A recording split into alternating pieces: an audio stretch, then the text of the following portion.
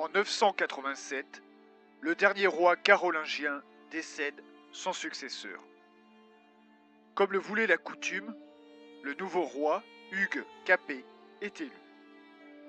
Bien que roi, Hugues et ses premiers successeurs restent des seigneurs faibles, car leur domaine royal représente une infime partie du royaume. De grands seigneurs, à l'image du duc d'Aquitaine, sont alors à la tête des territoires bien plus vastes, et leur rôle dans le choix des monarques en font les véritables maîtres du royaume. Même s'il n'est pas le plus puissant, Hugues Capet a une idée géniale pour renforcer le pouvoir royal. Il désigne, dès son vivant, son fils aîné comme successeur. C'est l'établissement de la dynastie capétienne fondée sur la primogéniture.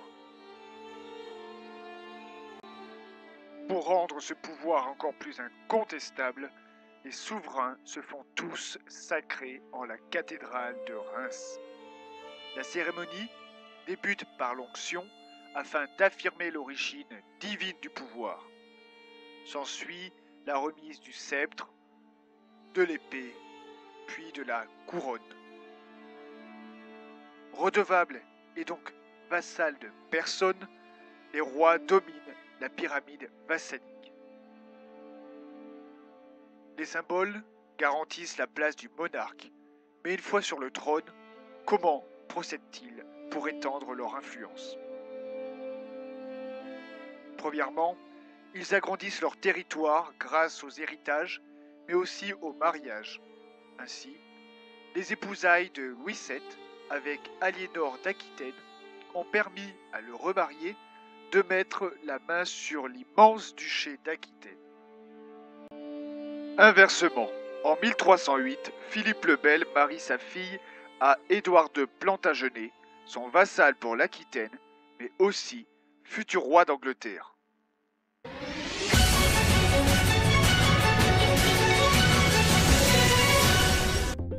Mesdames, Messieurs, bonsoir. Nous venons de recevoir une triste nouvelle. Charles IV le Bel, notre roi, est mort en 1328. Cas inédit, il laisse le royaume sans héritier mâle.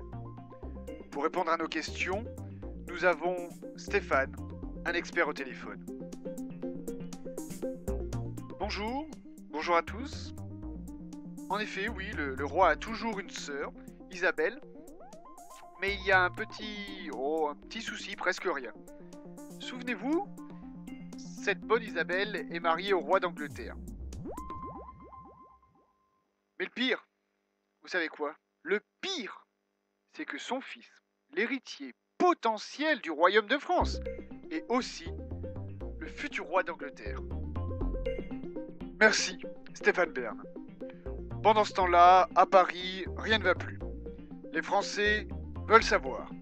Nous avons avec nous un juriste qui nous dit utiliser les grands moyens. Et en exclusivité pour Histoire TV, il nous annonce avoir découvert une coutume vieille de près de 10 siècles, la loi salique. Je pense que nos téléspectateurs sont maintenant rassurés. Mais pouvez-vous nous expliquer ce qu'est concrètement la loi salique? Bien sûr, c'est tout simplement la couronne de France qui ne peut pas se transmettre par les femmes, mais seulement par les hommes. Le roi d'Angleterre est donc disqualifié au profit du plus proche cousin, c'est-à-dire Philippe VI de Valois.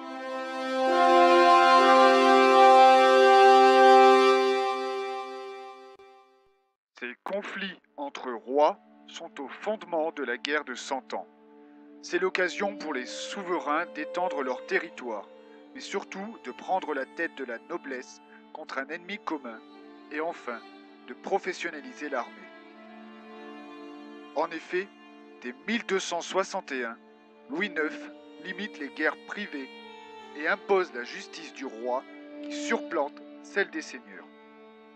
Enfin, dès Philippe Auguste, le roi se réserve l'exclusivité de la frappe monétaire et l'administration royale renforce progressivement son influence avec des représentants dans tout le royaume, les baillis ou sénéchaux.